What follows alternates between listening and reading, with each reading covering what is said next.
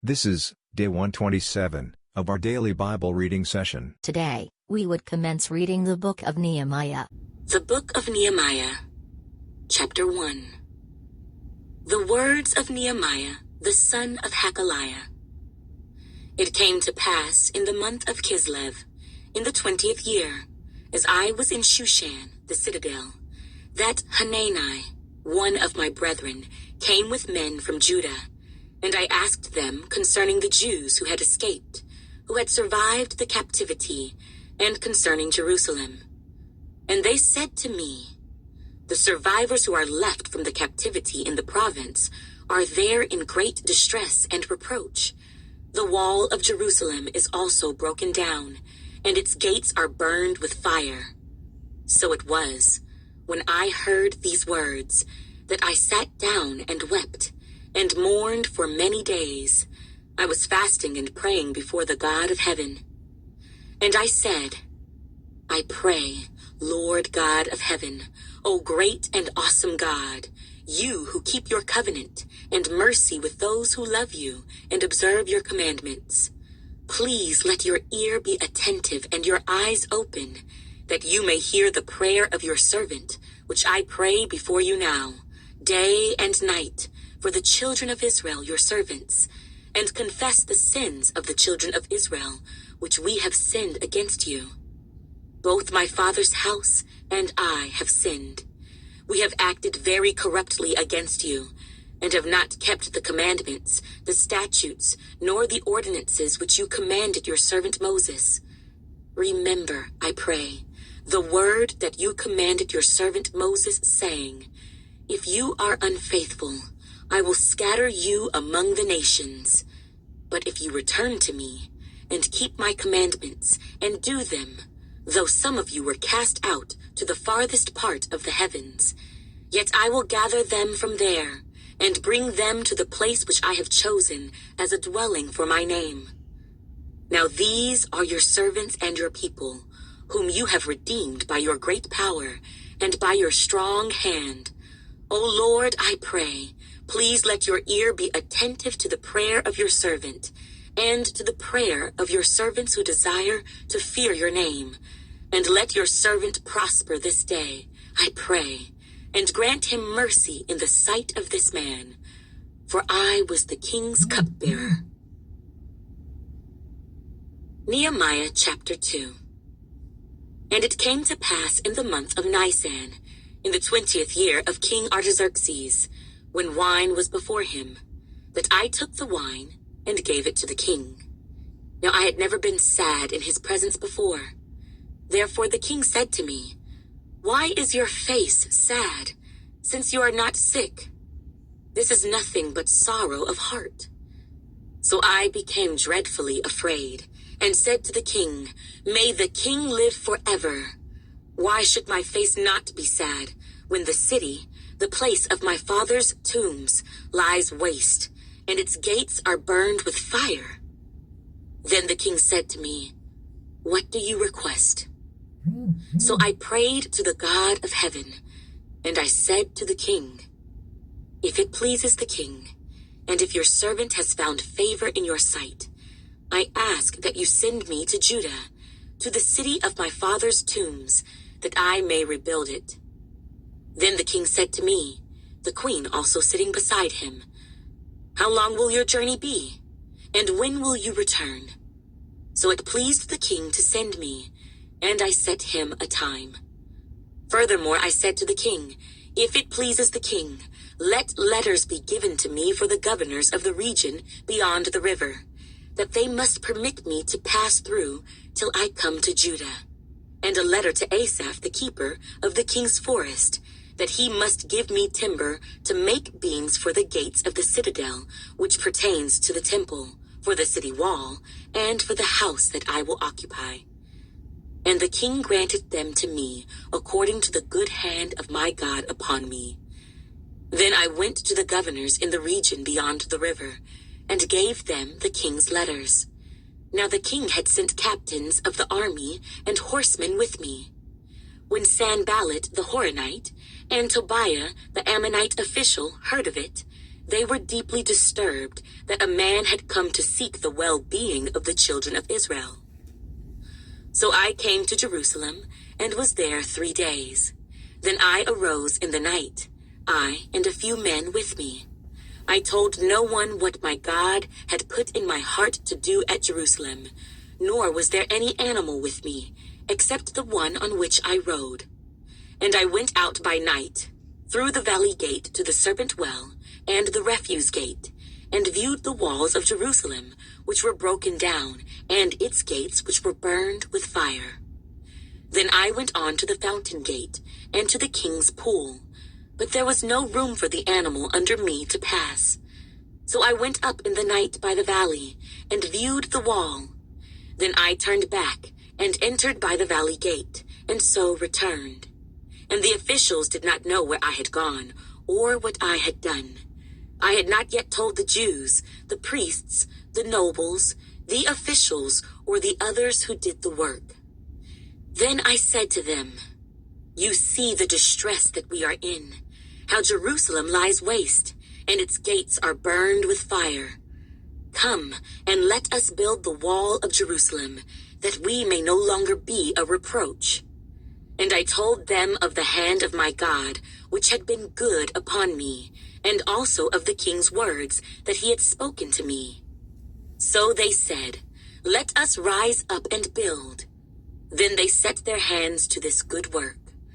But when Sanballat the Horonite, Tobiah the Ammonite official, and Geshem the Arab heard of it, they laughed at us and despised us, and said, "What is this thing that you are doing?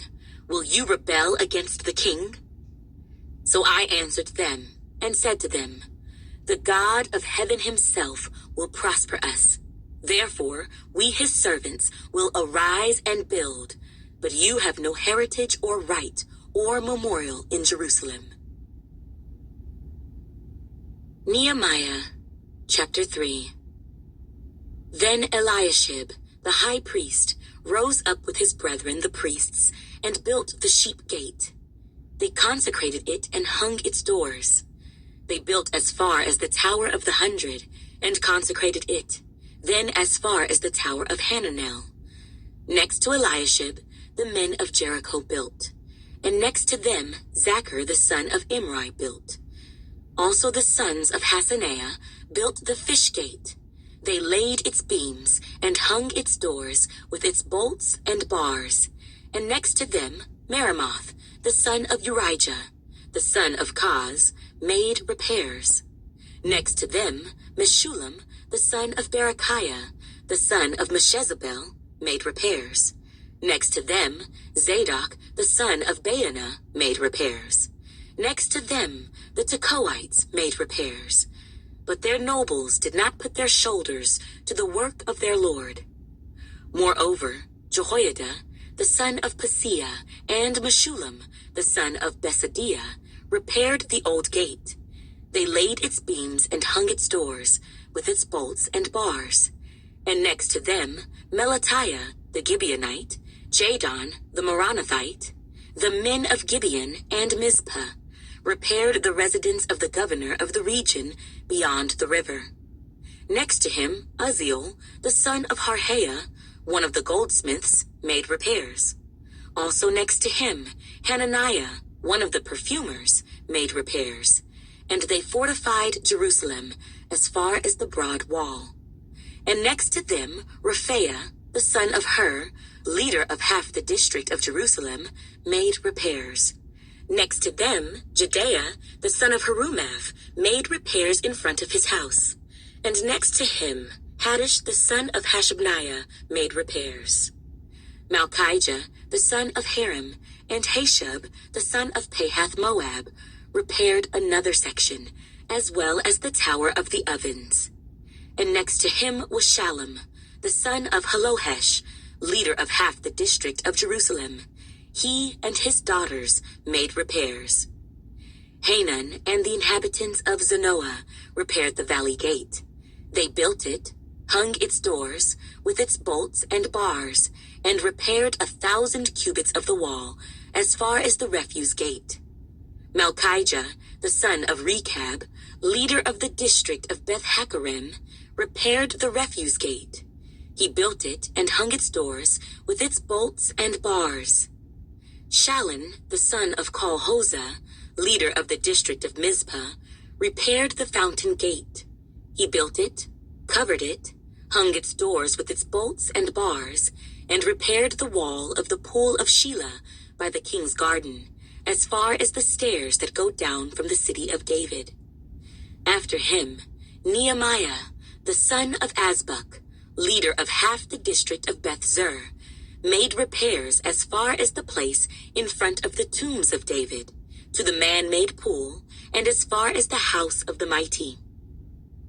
After him, the Levites, under Rehum, the son of Bani, made repairs. Next to him, Hashabiah, leader of half the district of Keilah, made repairs for his district. After him, their brethren, under Bavi, the son of Henadad, leader of the other half of the district of Keilah, made repairs. And next to him, Ezer, the son of Jeshua, the leader of Mizpah, repaired another section in front of the ascent to the armory at the buttress. After him, Barak, the son of Zabbai, carefully repaired the other section from the buttress to the door of the house of Eliashib, the high priest. After him, Meremoth, the son of Urijah, the son of Kaz, repaired another section from the door of the house of Eliashib to the end of the house of Eliashib. And after him, the priests, the men of the plain, made repairs. After him, Benjamin and Hashab made repairs opposite their house. After them, Azariah, the son of Maaseiah, the son of Ananiah, made repairs by his house. After him, Binnui, the son of Henadad, repaired another section from the house of Azariah to the buttress, even as far as the corner. Palal, the son of Uzai, made repairs opposite the buttress and on the tower which projects from the king's upper house that was by the court of the prison. After him, Pedaiah, the son of Parosh, made repairs.